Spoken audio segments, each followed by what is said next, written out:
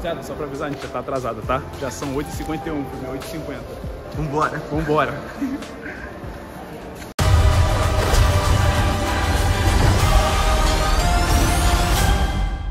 Vamos lá, Quarteto Fantástico. Acabamos de assistir.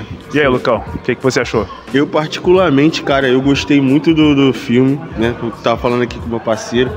Cara, eu achei eu vim com a expectativa muito alta, confesso, minha expectativa tava muito alta. Contudo, cara, supriu minha necessidade.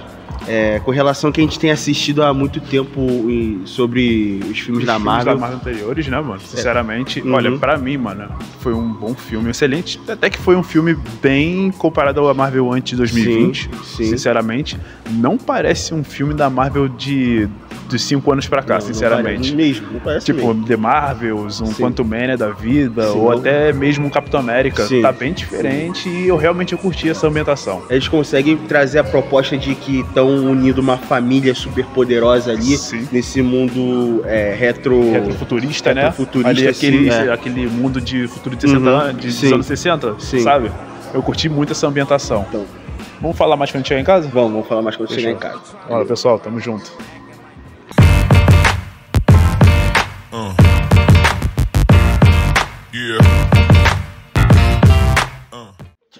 Voltamos, rapaziada. Voltamos. É isso aí. Depois de assistir esse filme, o Quarteto Fantástico, vamos falar um pouco dele. Vai ter spoiler. Vai ter spoiler. Dessa vez a gente tá avisando aqui, porque no filme do Superman... A gente acabou não avisando. A gente não avisou, infelizmente. Perdão, pessoal. Sim. Mas agora, vamos falar sobre o Quarteto Fantástico. Mas antes disso, vamos contextualizar um pouco quem é o Quarteto Fantástico, né? Exato. Vamos falar um pouco sobre eles. Importante.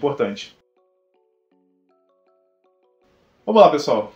Primeiro, o Quarteto Fantástico é mais conhecido como a primeira família da Marvel. Sim. Ele foi criado pelo Stan Lee e o Jack Kirby lá em 1961.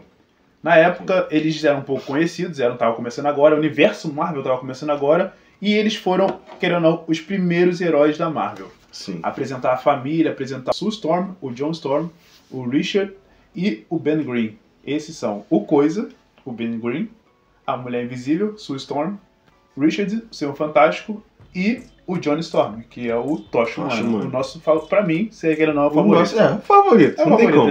É ele. Ele é o mais bravo. E lá também, pela década lá de 90, né? A Marvel tava andando aí com umas crises aí meio pesadas, aí tava com as pernas meio bamba. E o que ela teve que fazer? Ela teve que começar a vender os direitos de imagem dos seus personagens, né? Então ela vendeu vários direitos dos seus personagens. Vendeu o Homem-Aranha pra Sony, né? Que é dona até hoje. E o Quarteto Fantástico e os X-Men pra Fox, né? Na época não era essa empresa, né? Acredito eu que a Fox comprou essa empresa de cinema, né? Que era detentora dos direitos do Quarteto Fantástico. E ficou fazendo filme. E aí nessa década aí de 90, pra quem não sabe, esses direitos têm um prazo pra acabar. Sim, isso é verdade. Sim. E como fazia muito tempo que essa empresa que era detentora dos direitos do Quarteto Fantástico não fazia filme nem nada, eles lançaram fizeram um filme, né, lá na década de 90. Eles chegaram a gravar alguma coisa, né? Chegaram a gravar. Teve figurino, teve cenário, teve atores e tudo mais ali. Tudo mais porcamente feito das coxas que podia fazer. Esse filme nunca foi lançado, nunca foi pra frente, mas existe fita. Se procurar na internet aí, nas lojas de mídia, dá pra achar. Dá pra achar. Realmente. E, mano, é sério, ele é tosco. Sim. Ele é aquele filme tosquíssimo, de baixo orçamento, que você olha e fala, mano, isso é tosco demais, não dá pra lançar isso. Dá pra ver, era nítido que a Fox só fez esse filme mesmo para não perder os direitos do Quarteto Fantástico e dos X-Men. Isso é importante também, né? Só o Coisa, pra mim, é pior do que o Coisa que a gente vai falar depois do outro filme. Exato. Sério. Então, aí a gente tem essa como a primeira mídia a ser lançada do Quarteto Fantástico.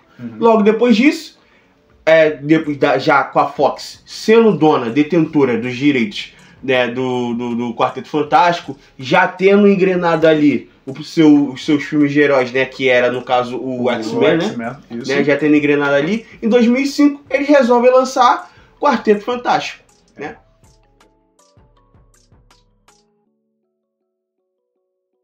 Vamos lá, rapaziada. Vamos começar primeiro pelo X-Men não, né? Pelo Quarteto Fantástico de 2005. Sim. Aquele Quarteto Fantástico de 2005, pra quem já era nascido na época dos anos 2000, conhece esse Quarteto Fantástico com coisa que o Lucas gosta de falar, que é o coisa de bosta. Parece um pedaço de cocô. Pra mim parece. Vocês vão ver que parece um pedaço de merda. A Sue Storm, que eu não vou lembrar o nome dos atores aqui, nem a atriz, mas a Sue Storm eu lembro. Lembra qual é o nome dela? Fala aí. Jessica Alba. Jessica Meu Alba. primeiro crush, pô. Meu primeiro crush, não tem como não lembrar. Com o cabelo pintado de loiro, pra dizer que é a mulher invisível, né? E com aquele zóio de farol LED escroto, ridículo. É verdade. Tínhamos também o Senhor Fantástico, que pra mim ele é o mais esquecível de todos ali. O cornão. Mim, ele é o cornão, ele é o mais esquecível. E temos o mais lembrado de todos, que era o Chris Evans como o Tocha Humana. Sim. Esse sim foi uma boa adaptação pra mim de Quarteto Fantástico em relação ao Tocha Humana. Sim. Sobre esse filme na época ele custou 100 milhões e faturou 330,5 milhões de dólares no mundo inteiro. Sim, ele foi bem. Foi bem de bilheteria, mas em relação à crítica... Já nem tanto. Nem tanto. A gente vai colocar a crítica mais ou menos aqui. Por aqui. Exatamente. Vocês podem ver. E depois desse sucesso de bilheteria que aconteceu, agora veio a sequência desse filme, né? Que foi o Quarteto Fantástico 2. No caso, Quarteto Fantástico e o Surfista Prateado, né? Esse foi um filme da época que eu lembro que eu pirateei muito. Eu nunca vi esse filme original na minha vida. Na minha vida. E lembra que era aquele DVD no saquinho, né? No saquinho, Surfista Prateado lá, nesse filme ele só serve pra farmar aura, né? O Surfista Prateado tá ali pra ser brabo. Pra farmar aura. Essa é a única parte boa desse filme. Exatamente. Pra mim, o Surfista Prateado ele é muito bem feito. Tem aquele Galactus ali que é um pedaço de peido. Flutuante. A famosa sombra. Isso O filme, ele foi... Se o outro não foi muito bem em críticas e com o público, esse aqui foi menos ainda. Vocês podem ver aqui que ele não foi bem. E ele acabou custando 130 milhões e só arrecadou 300 milhões, entendeu? Fora o custo de marketing e tudo mais, que esse deve ter sido muito mais um investimento, muito maior. Com certeza. E acabou sendo um fracasso. E agora, pra finalizar, temos a última antes dessa adaptação do Quarteto Fantástico, que foi o Quarteto Fantástico de 2015. Feito por um diretor chamado Josh, que só vou chamar ele de Josh mesmo, porque realmente é um filme muito ruim. Eu assisti esse filme, graças a Deus não fui ao cinema assistir essa porcaria, mas eu realmente assisti. E pode ter certeza, pessoal, aquilo não é Quarteto Fantástico. Não é. O Coisa, pelo amor de Deus, o filme é escuro, o Senhor Fantástico não tem nada de fantástico. O Tocha Humana, interpretado pelo Michael B. Jordan. Pra mim, um desperdício de ator, mas também nem sei se ele tá bem, eu não vi. Ele não viu, eu vi e realmente não faz nenhum sentido. Ele sofreu por nós. E a Mulher Invisível, ela fez um bom papel. Ela foi invisível. Pronto. Acabou, realmente. E esse é o Quarteto Fantástico de 2015, que ninguém lembra, que todo mundo odeia e que eu e o Lucas, que nem assistiu, também já odeia. Sim. E agora, que a gente contextualizou pra vocês sobre os Quartetos Fantásticos anteriores e sobre os quadrinhos e como eles nasceram, é hora de falar sobre o Quarteto Fantástico Primeiros Passos. Agora, falando mais um pouco melhor sobre o Quarteto Fantástico Primeiros Passos, o filho da puta, cara!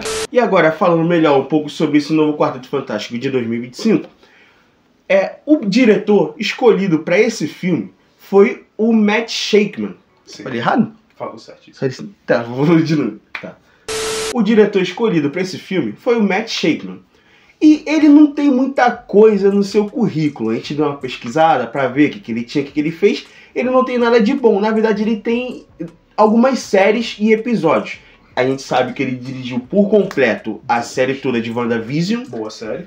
Ele dirigiu também alguns episódios de Game of Thrones, o que é questionável, porque foi da 7ª temporada. Ele também dirigiu alguns episódios de The Boys, né? Que dispensa apresentações, né? A gente já conhece The Boys. Beleza. E agora, pessoal, falando um pouquinho sobre o elenco. O elenco, pra mim, foi o melhor acerto desse filme, tá? Sim. Porque a gente tem primeiro Pedro Pascal. Quem não conhece Pedro Pascal é louco, né? Porque o Pedro Pascal ele faz o Senhor Fantástico E, além disso, no currículo dele, temos ele em The Last of Us, em Game of Thrones, né? Pra começar. E temos também, como Mulher Invisível, a Vanessa Kirby. Temos também Joseph Quinn como Tocha Humana, né? Que ele tá ali muito bem, tá como John Storm, ele tá incrível, tá bem demais. Vou te falar, eu achei que, pelo que ele tinha falado anteriormente, que esse Tocha Humana não seria igual ao Tocha Humana dos quadrinhos, eu fiquei um pouco receoso, mas até que foi legal. Foi legal. Foi agradável, a minha opinião. Temos ali também, né, Ebon Moss como Coisa, né, como Ben, né? E ele tá, bom, a gente não vê o rosto dele, mas ele tá bem ali, dá pra ir, tranquilo. Eu gostei desse Coisa que realmente ele traz aquela carga emocional que pra mim é aquela carga emocional silenciosa, mas que a gente para e sente o que ele realmente está se passando ali. Porque um cara num corpo de pedra dispensa apresentações, né? É uma porcaria, imagina. Exato. Um cocô ambulante, como já disse antes. É isso. Mas isso tá bom, tá, mano? E agora, falando sobre os vilões desse filme, a gente tem o Ralph Ineson como os Galactus, que pra mim fez um bom trabalho, porque querendo ou não, o Ralph Ineson, ele tem uma voz grave que se vocês assistirem, por exemplo, A Bruxa, que foi o filme que ele fez, que assim, é bem expressiva a voz dele, você vê que ele tem uma baita presença. Exatamente. Ele tem uma baita presença. Exatamente. Sim. E também temos a Julia Garner, que ela apareceu ali em Ozark, né? E eu não assisti Ozark, um amigo que assistiu e gostou, mas ela tá bem ali, ela tá bem ambientada, ela não farma tanta aura quanto o outro surfista prateado, né? Mas ela tá bem ambientada ali. A partir de agora, fique por sua conta e risco, porque haverá spoilers. Exatamente. Ok? Pessoal, vamos falar o filme, vamos contar tudo o que a gente achou do filme, vamos contar cada cena e vai ter spoiler porque, querendo ou não, a gente quer ambientar vocês, quer mostrar a nossa opinião sobre esse filme, o que realmente a gente achou. E pra mim, o mais ideal é que a gente fale com spoiler, pra vocês ficarem bem antenados e pra ver se vocês concordam ou discordam da gente. Se você quer ou não ir por sua conta e risco gastar o seu lindo e suave dinheirinho pra ver o filme. A gente fez isso por você. Entendeu? A gente foi lá ver por você. Pra começar, vamos lá, Lucas. Cara, vou te falar, eu gostei desse filme. Me agradou. Não é um filme igual da Marvel de 2020 até agora. Curti bastante. Mas uma coisa que me incomodou muito foram as cenas rápidas do Quarteto Fantástico. O que cada um fez durante todos esses 4 anos, né? Porque o filme fala que eles estão há 4 anos já em ativa como heróis, né? E mostra cada feito que eles fizeram. Então mostra eles lutando contra aquele monstro verde, mostra eles lutando contra o Sr. Topeira. Eu falei com ele na hora do cinema que isso pra mim é uma baita referência aos Incríveis. Pra mim é uma muita referência aos Incríveis. A gente vai até um pouquinho falar depois sobre a ambientação, isso vai voltar de novo a ser assunto aqui no vídeo. Sim, mas eu senti, cara, que realmente essa apresentação corrida me incomodou um pouco. Porque esse filme não tem muita ação, mas as ações que eles mostram são poucas realmente, são eles salvando as pessoas, são eles tendo os heróis cotidianos, mas pra mim eu senti falta de um vilão que realmente marcasse aquela presença para que eles tivessem um feito histórico como o Quarteto Fantástico, utilizando seus poderes realmente no seu potencial total. Mas em si, cara, isso só me desagradou um pouco. Eu achei a primeira parte do filme muito corrida. A apresentação corrida, quem eles são, a questão da gravidez. E isso só me incomodou um pouquinho. Mas de resto, quando eu vou falar mais pra frente, eu gostei. Eu concordo mais ou menos com o Tchelo, que eu achei que o filme foi um pouco corrido, mas eu achei que foi bem explicado. Foi corrido, mas foi bem explicado. E nisso, a gente vê ali como é que é a ambientação da cidade, depois que é apresentado. Claro. Eles, né, a ambientação da cidade, como a gente disse um pouco antes, né, nesse futuro... nesse retrofuturismo. Isso, retrofuturismo, que é idêntico aos Incríveis. Idêntico. Tudo. Então, na verdade, só pra uma ideia aqui, os Incríveis que copiaram o Quarteto Fantástico, tá? Porque eles vieram antes, o Quarteto Sim, Fantástico, entendeu? sim, E é interessante que esse Quarteto Fantástico, o diretor, ele se ambientou muito nos anos 60, voltado mais pra família Jackson. sim. Se vocês que já assistiram os Flintstones e os Jackson, sabem que a família Jackson é a família do futuro, que tem lá as videochamadas, tem carros voadores, e esse filme, ele ambienta os anos 60 retrofuturista. Em que temos prédios pontudos, mas com domas circulares, temos as televisões de tubo que é a Times Square, né, do Nova York, mas é aquela Nova York realmente retrô dos anos 60. E isso pra mim foi excelente, o figurino pra mim, cara, é essencial. Eu acho que algumas cenas aqui ficam meio perdidas, né, que é mais as questões do Ben, né, do Coisa, dele vagando ali pelo mundo. Eu gosto de como é que eles fizeram o personagem e tudo mais. Eles não ficam muito cutucando com aquela questão dele ser um homem de pedra, dele estar triste com a aparência dele. Isso não não é um assunto que é abordado diretamente, mas fica subentendido. Exatamente. Só que fica meio perdido. Ali, pra mim, isso é meio perdido. Aí mostra ele andando na rua, e aí ficam ali as crianças gritando ele na rua. E o que mais me incomodou foi o romance que tentaram botar dele com a professora, que eu tenho certeza que não vai servir de nada. Não vai servir de nada. Sinceramente, assim, esse romance dele foi pra mostrar que o Ben, mesmo naquele corpo de pedra, ele ainda tem aquele sentimento humano, ele ainda é um humano. E pra mim, aquela mulher tá ali, realmente é uma cena um pouco, entre aspas, forçada, mas eu acho que eu entendi a visão do diretor pra mostrar que o Ben, ele pode sim viver uma vida normal com alguém normal, tranquilamente, sem ter esse rótulo de monstro, né? E pra mim, realmente, as cenas foram, entre aspas, jogadas, mas eu acredito que o diretor queria mostrar esse sofrimento silencioso do Ben. A cena quando ele levanta o carro e tudo mais, mostrando que, pô, ele pode estar feliz, mas a gente sabe que ele não tá feliz com aquela situação, com aquele visual, com aquela forma de vida dele que ele é.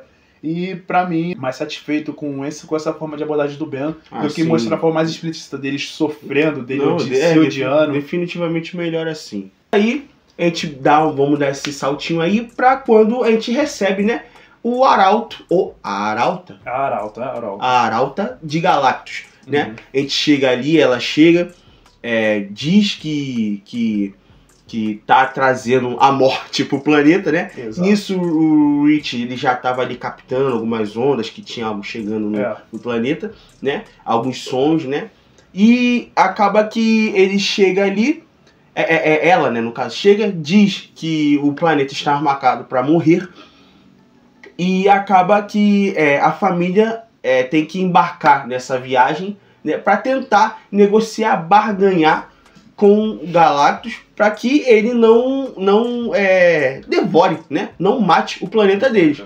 Exatamente. E é interessante que nessa ideia deles irem embarcar para falar com o Galactus, ver se realmente o Galactus pode mudar de ideia, eles encontram um planeta, né? Que o Galactus está lá se alimentando por esse planeta. Exato. E é interessante que no momento que o Reed Richard, no caso, ele dá um zoom naquele planeta e vê as pessoas gritando. Sim. Cara, pra mim me deu uma agoniazinha. Eu falei, caraca, mano, as pessoas estão sofrendo ali. E é isso que eu achei interessante, que acredito que o cinema todo não conseguiu entender muito essa cena, mas pra mim, me captou muito essa questão dos gritos das pessoas sofrendo, que, pô, agonizando, que, caraca, mano, é sério, mostrou todo o desespero, né, de quem é o Galactus, mostrar que o Galactus realmente ele é uma natureza imparável. Sim, sim.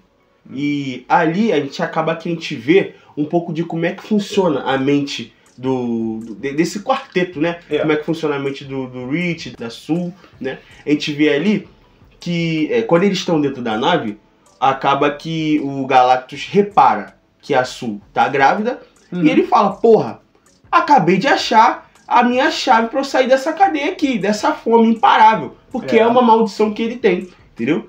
E aí ele quer a criança para que a criança tire dele essa fome e que ele possa finalmente ser livre. Exatamente, porque nos quadrinhos a gente conhece que o Franklin Richard, né, que é o filho da Sue, com o Reed Richard, ele é um mutante, Só que mutante de nível ômega, com poderes cósmicos, que pode criar novos universos, pode criar uma galáxia inteira. Então o garoto é muito poderoso. Sim. E o Galactus, ele sentiu esse poder na criança. Então a gente entende logo que a criança é a chave, né, para toda a salvação do planeta. Sim. Mas acaba que eles não querem entregar, né? Obviamente uma mãe não vai querer entregar seu filho.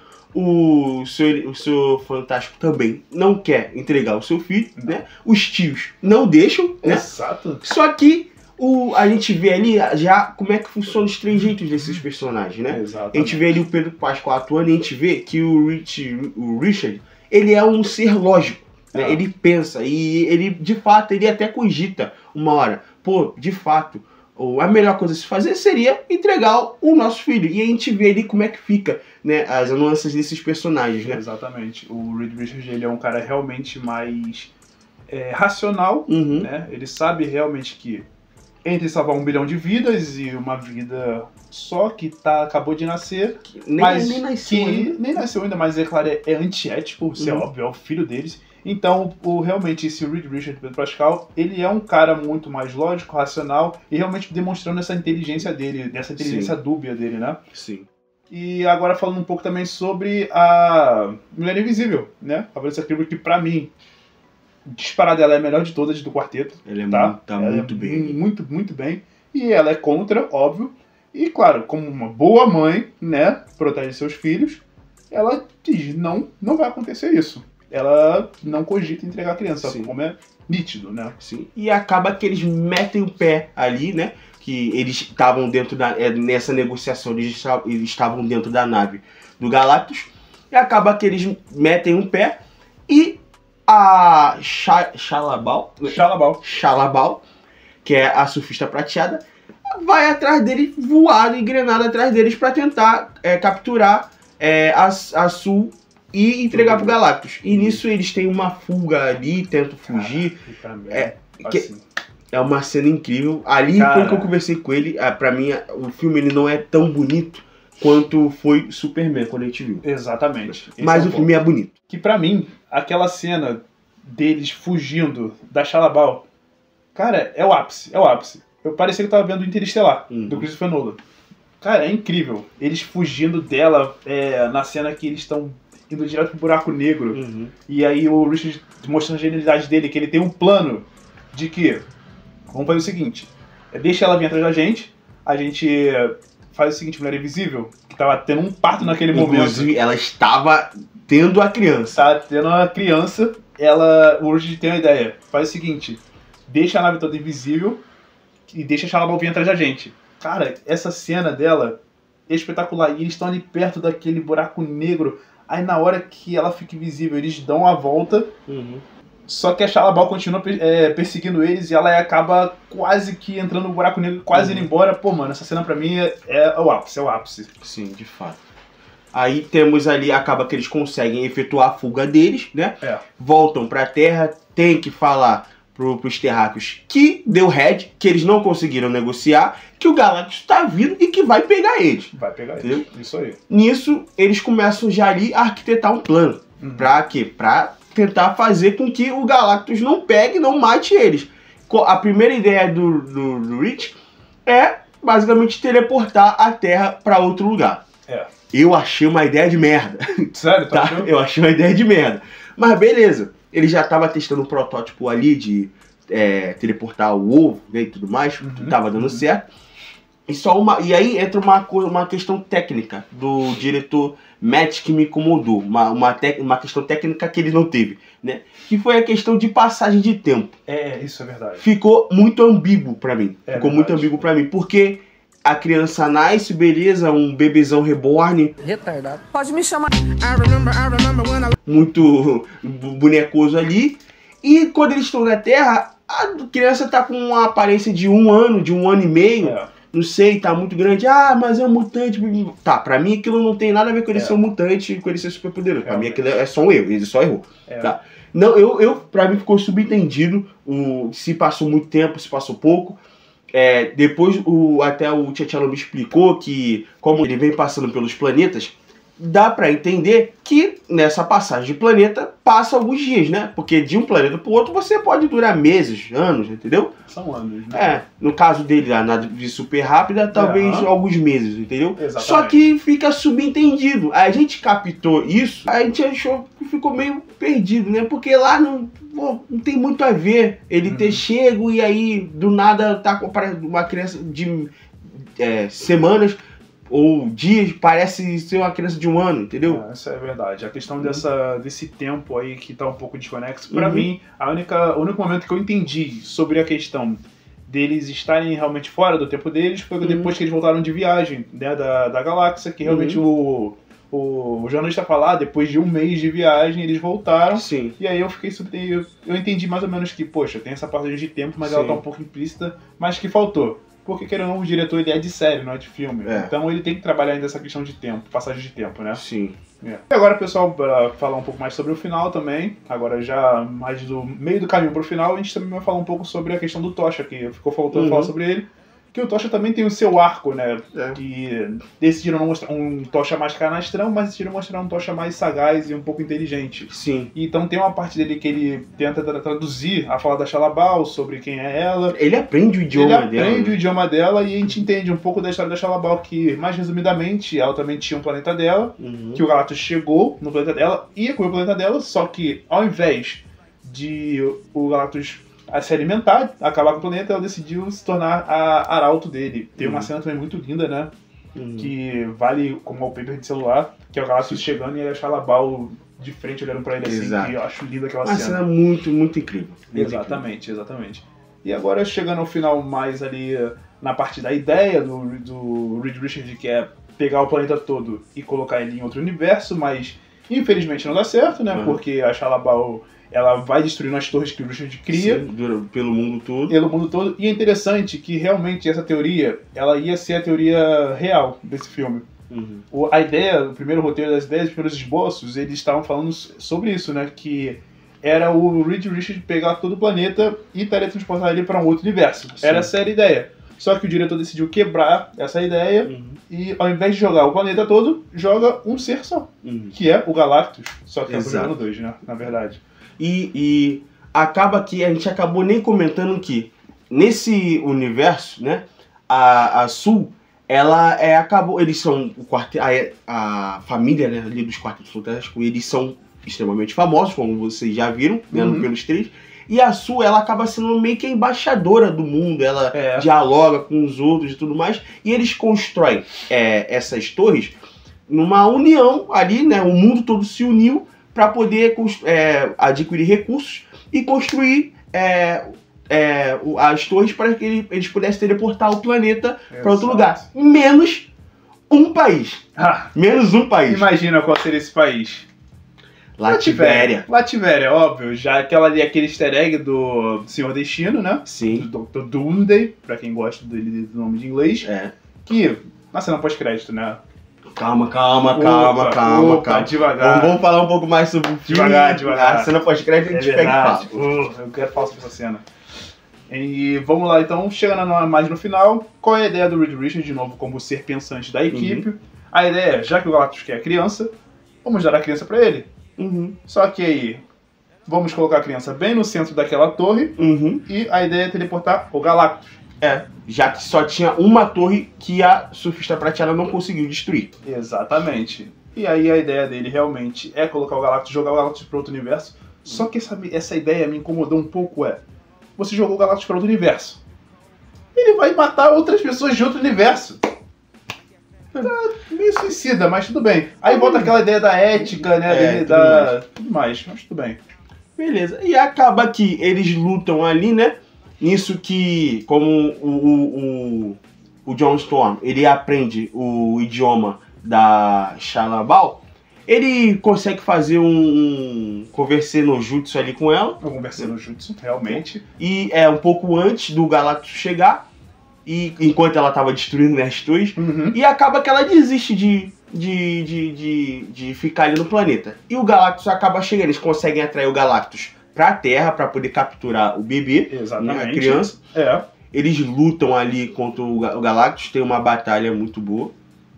vamos lá. Sinceramente, eu não gostei dessa batalha. Pra mim, a única parte boa foi só a Sue Storm, a Mulher Invisível, empurrando o Galactus pra aquela torre. Mas em si, não tinha como eles vencerem, não tinha como eles fazerem nada. Então, é por isso que é aquela minha reclamação do começo, de mostrar os poderes deles dentro do Quarteto Fantástico. Não tem muito o que fazer. Realmente é impossível eles lutarem contra um ser daquele tamanho. Sim, um ser daquela magnitude, né? Exato, aquela natureza imparável. Exato. Mas em si, realmente a cena que mais chamou a atenção foi da Mulher Invisível. Sim.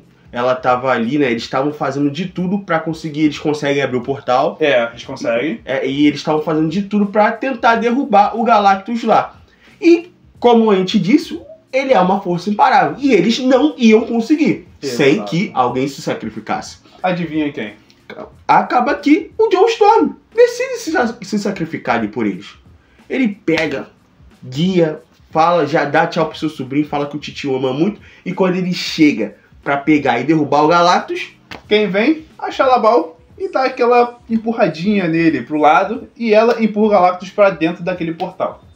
E acaba que os dois somem, sei lá pra qual universo. Exatamente. Né? E o filme acaba que termina aí, né? Com um mundo feliz, todo mundo tranquilo, mas, contudo, uma pessoa morre, um integrante morre nesse meio aí. E acaba que a Sue acaba falecendo ali, de tanta força que ela fez, né? É uma cena triste e tudo mais. Carga emocional. Uma carga emocional. O filme ele é assim, ele é muito mais emocional, ele não tem tanta piada. O T'Challa falou que ele não é parecido com os outros filmes da Marvel, porque ele realmente não é. Ele tem piadas, mas piadas cadenciadas. Cara, eu realmente contei as piadas que eu realmente ri na hora, que foram só 3. Só. Não foi mais que isso. Não é que as outras piadas são ruins. Não são.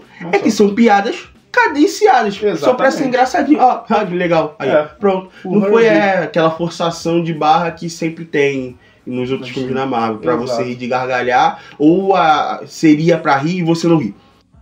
Acaba que no final do filme, né? A gente vê ali que a criança realmente tem superpoderes, porque em nenhum momento foi dito que a criança, foi mostrado que a criança tinha. O Galactus só disse, ó, ele tem isso, eu quero pra mim. Exatamente. E ali a gente vê que a criança de fato é super poderosa, porque ela consegue reviver a Sue. Ela consegue trazer a Sue de volta. Aquela cena do olhar da Sue, que se você olhar bem, são estrelas. São estrelas ali nos olhos dela. Estrelas. O que demonstrando também um universo e tudo mais. Então, realmente, o garoto ele é poderoso, ele é incrível. E nos próximos filmes, que no caso, que já foi dado esse contexto, que o Quarteto Fantástico vai voltar. Sim, já foi no Doomsday. No Doomsday. E o enredo, com certeza, vai ser em relação ao filho dele, ao Franklin Richards, né? E que pra mim, pô, excelente ponto. E excelente gancho. Sinceramente, foi um gancho do caramba, tá? Sim. A questão do Franklin Richards de ser um ponto ali de um mutante espetacular. Um mutante ômega que vai ser o enredo principal desse novo filme dos Vingadores, que lança no final do ano que vem. Esse filme não tem nenhum tipo de gancho com os outros filmes da Marvel. Nenhum, pelo menos eu não percebi. Graças a Deus. Não tem nada, nenhuma menção, nada, porque é em outro universo. Exatamente. Ele não tem nada. A única coisa que a gente sabe que vai ligar ele aos outros filmes é a cena pós-crédito. Exatamente. Que pra mim, que cena. Tá ali a Sue Storm de boa, pede pro Herbie, o robô deles, pegar um novo livro lá pro Franklin Richards. E é engraçado que esse livro que o Herbie pega é o livro do Charles Darwin, que é Evolução. E que tem muito a ver com o Franklin Richards. Evolução, crescimento, tudo mais, adaptação, mutantes, entendeu? E logo ali, a gente vê quem? Dr. Doomsday. Nossa! Victor Von Doom. O Victor Von Doom já ali, falando com o Franklin. Não tem fala nem nada, a gente só vê ele sentado ali agachado, né? Com a máscarazinha dele no chão, com a criança perto e a Sue já toda escaldada. E aí fica a questão, de qual Doutor Destino a gente está falando? Qual Victor Von Doom tá ali? É o daquela realidade? Ou é de outra realidade? O que tá vindo aí? Exatamente. Qual é, né? E aí fica aí em aberto aí o que acontece, né? O que vai acontecer, né? Nos próximos filmes da Marvel. E assim finaliza, né? esse filme da Marvel. Vamos pra nota? Vamos pra nota. Cara, pra mim, foi o que eu falei, eu gostei muito do filme. Com relação a, assim, análise técnica, não que eu seja um grandíssimo entendedor, mas eu achei um filme bem bonito, eu gostei muito do visual do filme. Eu falei com o Tchelo que trilha sonora não me pegou muito, com exceção da trilha sonora tema do filme, que é Quarteto Fantástico, que eu acho muito boa, muito braba mesmo. De resto não tem nada muito de grandioso. É bonitinho, pá, o vocal, né? Tudo mais. Mas eu não acho nada muito de grandioso. O filme é bem dirigido, tem essas questões de cena perdida, tipo a do Ben, ou a questão do tempo, que a gente não entende muito bem, se passou muito ou pouco. Mas, contudo, a minha nota, né, analisando todo o roteiro, tudo mais, a minha nota, pra mim, foi um filme 7 de 10. 7 de 10. Fácil. Bom, vou junto com você. 7 de 10 pra mim é a nota ideal. E, pra mim, ainda a música, tema desse filme é excelente. Pra mim, eu gosto muito dessa questão do vocal, da questão da clássica. Nada supera. É isso, pessoal. Se vocês gostaram do filme, vocês deixam aí nos comentários. Se vocês gostarem do vídeo também, eu sei que vocês vão gostar, deixem um like, podem comentar, compartilhem, isso é importante. Vai ajudar muito. Vai ajudar muito. E, Lucas, quer falar agora Bem-vindos a Vertigo ou eu falo Bem-vindos a Vertigo? Vamos nós dois. Bem-vindos a Vertigo.